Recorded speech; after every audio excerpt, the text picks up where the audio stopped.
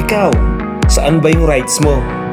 Baka isa sa mga lugar nyo ang mapuntahan namin.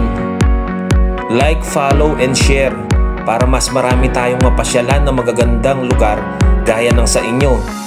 Comment nyo lang yung magandang lugar sa inyo. Yan ay susunod namin. Kaya tara na, samahan nyo pa kaming mag-rides at mag-adventure sa iba't ibang lugar dito sa Pilipinas.